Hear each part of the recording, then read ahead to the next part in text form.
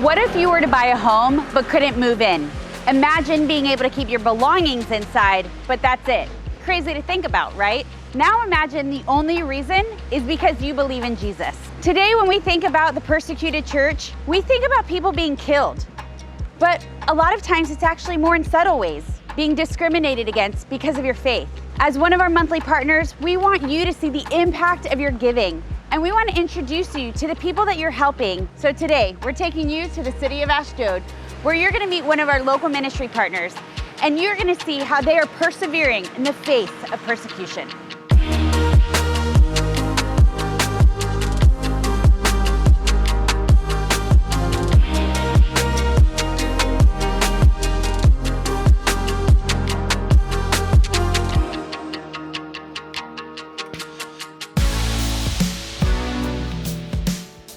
Ashdod is located on the coast of the Mediterranean, in between Tel Aviv and Gaza.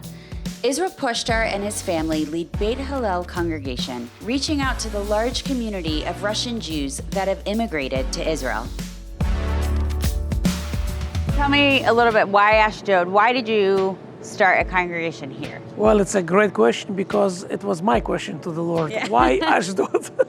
I heard voice. It was leave everything behind, move to Ashdod and start this congregation. In a year time, we moved to Ashdod to start a first Hebrew-speaking congregation in entire city. And it's a big city for Israel. Right. We spent a couple of years in a small facility. Okay. Then after 2 years, we were kicked out. And we couldn't find any place because when they learn we are Messianic believers, we will talk business, oh, it's good, but we want you to know we are Messianic community. Right. Oh, let me speak with my rabbi. That would be a response of one yeah. and another, and every businessman told us, I need to speak with my rabbi. As Beit Hillel continues to grow, God miraculously blessed them with a new building, securing a permanent home for them right in the heart of the city. But not everyone saw that as a miracle. The rabbis of the city began to incite violence and riots against the congregation, threatening their very existence. So we're on the roof of the new building, and right below us all around have been the riots. Tell me how that felt. Well, we were scared Yeah. because 1,000 Orthodox protesters came to the doors of the congregation, led by chief rabbis and the known influential rabbis of the city and some from other cities. Right. And they did a long procedure with the media coverage, and they basically said, we're going to kick out all the missionaries from the city. We're going to close down Beit Hillel. We had years of articles against congregation, Very public. newspapers, TV programs, on and on. Then rabbis or Orthodox people started to follow our people to their homes. They literally would follow every congregation member, find when they leave, and then they would pay visit to every family. There is enormous pressure because we are first Hebrew-speaking congregation in the city, and it's going to be first congregational/church building in the city. Wow. That's why the resistance is so strong, and they're using every possible excuse or connections to slow down the process or even stop us. Right. They cannot stop, so they're trying to slow us down.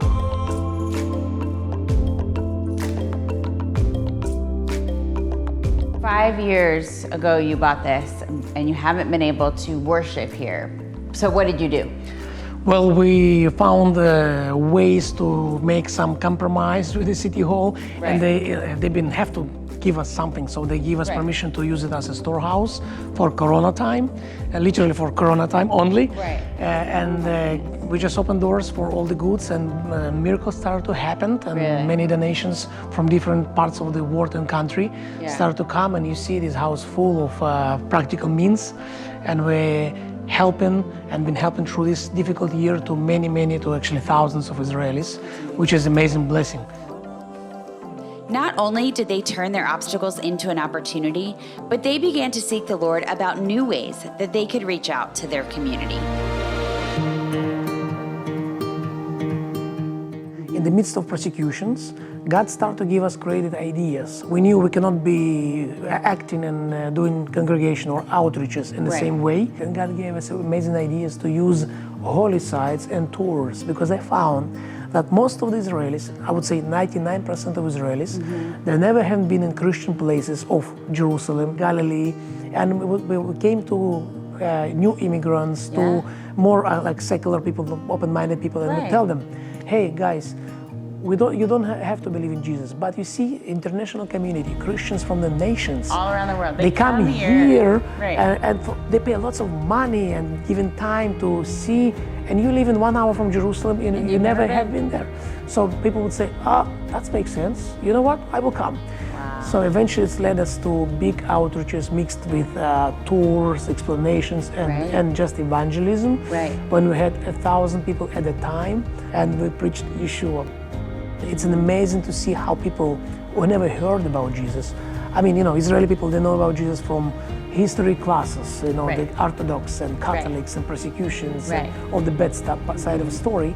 But when they hear real testimony, we see tears in their eye.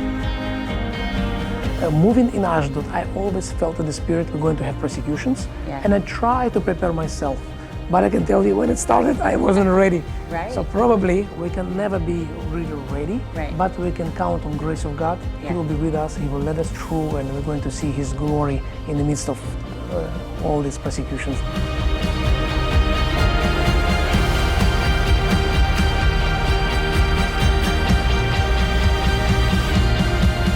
In the midst of so many obstacles, our incredible ministry partners were open for God to move. And that's what it's all about. Hope and resilience in the midst of intense opposition. When you give every month, you are a part of this boldness. You are holding up the arms of the local believers as they reflect the love of Jesus. We know that we will see one day where all of Israel will be saved. That is our resilience. That is our hope. Can't wait to see you next time on Heart and Soul.